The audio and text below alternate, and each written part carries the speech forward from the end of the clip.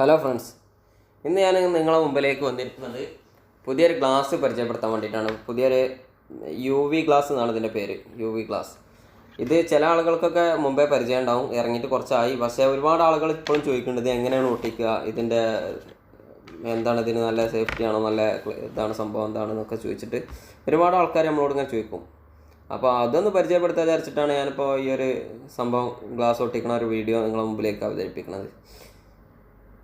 അപ്പോൾ ഇത് നമ്മൾ ആദ്യം തന്നെ സാധാരണ എല്ലാ ഗ്ലാസ് നമ്മൾ ഒട്ടിക്കണ പോലെ തന്നെ ആദ്യം ഇതിൻ്റെ ഉള്ളിലുള്ള വൈപ്പർ പേപ്പർ എടുത്തിട്ട് നമ്മൾ എന്ത് ചെയ്യുക, ഫുള്ളായിട്ടൊന്ന് ക്ലീൻ ആക്കുക. നല്ല ഉഷാറായിട്ട് നല്ല ക്ലീൻ ആക്കുക.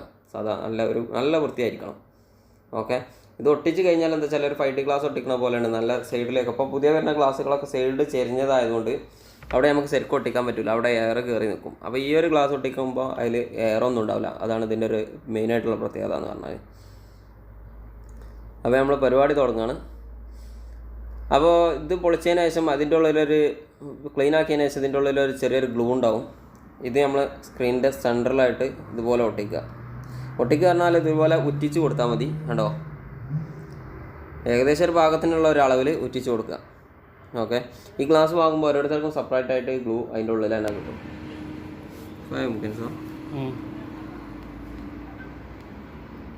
ഇതുപോലെ നമ്മൾ പാകത്തിൽ ഒട്ടിച്ച് കൊടുക്കുക.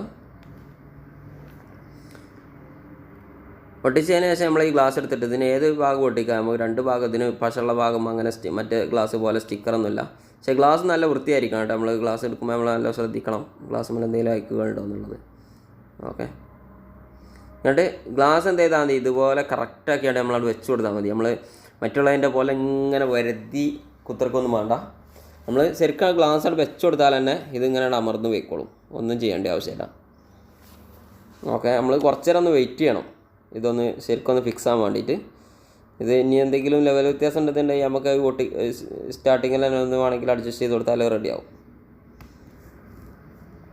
അപ്പോൾ നമുക്ക് കുറച്ച് നേരം ഒന്ന് വെയിറ്റ് ചെയ്തൊന്ന് അമർന്ന് വരെ മൊത്തത്തിൽ ഒന്ന് ഇതാണ് വരെ, ഒന്നും ചെയ്യേണ്ട ആവശ്യമില്ല. ഓട്ടോമാറ്റിക് ഫുള്ളായിട്ടൊന്ന് താന്ന് കൊടുക്കും. അതിനുശേഷം ഇതിൻ്റെ ഉള്ളിൽ തന്നെ വേറെ ലേസറിൻ്റെ ഒരു ലൈറ്റ് ഉണ്ട്, ഒരു LED.